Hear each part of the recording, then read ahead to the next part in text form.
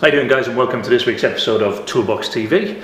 Now, although what I'm about to talk to you about is not strictly marketing, it's a good indication of how our marketing can affect our business in other ways. Now, I spent the best part of yesterday, Friday, in court. Now, I hadn't done anything wrong, and indeed neither had the gentleman that I was there to help and support.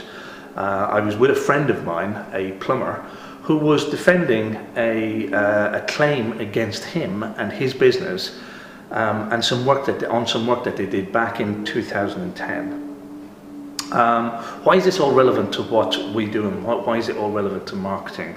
The upshot of the case was, I'll give it to you in brief because I don't want to bore you with all of the details, but the outline of the case was that the organisation he had carried out the work for was a church, and the church had written to him in 2013 stating that the project he carried out, the work he carried out in 2010 wasn't fit for purpose. What they're saying is that the heating system he installed in the church wasn't good enough and didn't heat the church, didn't do the job that it was supposed to do.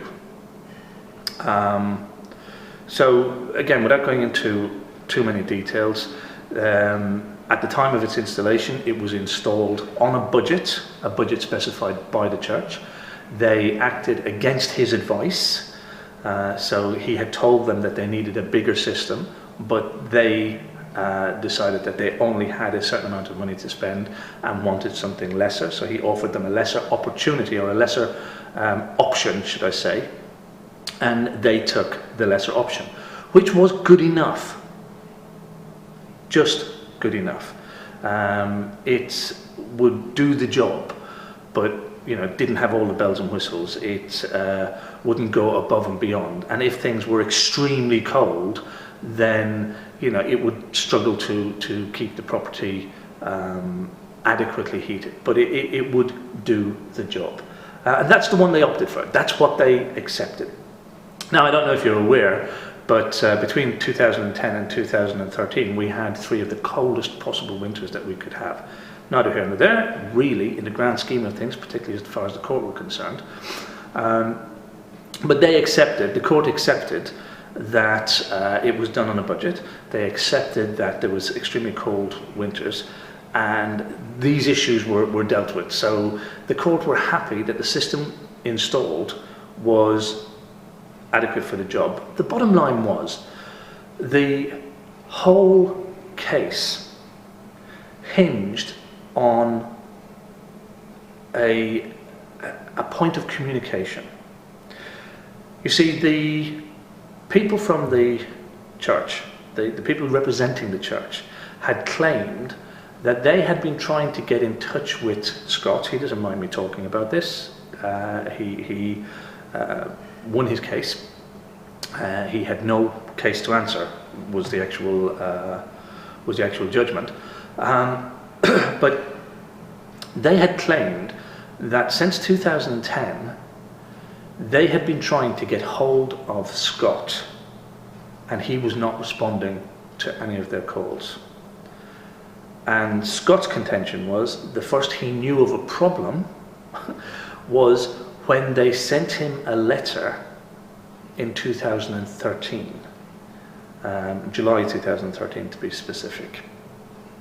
And with all of the other issues more or less being dealt with, this is what the case hinged on. In other words, had Scott deliberately ignored their pleas for assistance or not? And with one thing and another, there were times in 2010 where he had gone back to tweak the system because they didn't know how to operate the time clock. They weren't sure how to operate the thermostat. So he was able to prove at that time that had he received a call, he had responded to a call, which was great. But the people representing the church hadn't kept any records to say they had called him, although they were insisting they had tried to call him. They had said that they had left several messages. They said that they had indeed spoken to a lady on the phone, which is all very possible. Scott has a daughter and a wife who would answer the phone from time to time, and people who have dealt with his business would know that anyway. But they didn't have any records. They couldn't say when specifically, what dates they'd called or anything like that. And of course, you can't prove a negative. So Scott couldn't prove that he didn't get the calls, which was a bit of a bind, a bit of a quandary really, because he would need to prove that he didn't ignore their pleas for assistance, and his claim that they hadn't called him would need to be proven. What it actually came down to, which was a real ingenious use by the chairman of Scott's marketing tactics and techniques, what it really came down to was the fact that Scott kept a database of customers, used an automated email system to send emails to customers, sent out a newsletter, albeit an e-newsletter, to his customers. So the chairman reasoned in the balance of probability, in all probability, that Scott cared for his business, cared for his customers, and would respond to calls had he received them. Otherwise, why would he be promoting and marketing and following up with people who he'd done business with? And Scott was able to produce his database of customers that actually had the church and their email on it, showing that over the course of the period of time that they were talking about, they indeed had received emails and notifications from him. So the bottom line is that your marketing can have more than one effect. It can actually help you to prove, if necessary, that you are a caring business, that you do follow up with your customers, that you are available to your customers. And Scott won his case. Scott did not have a case to answer. The system was good enough for the job.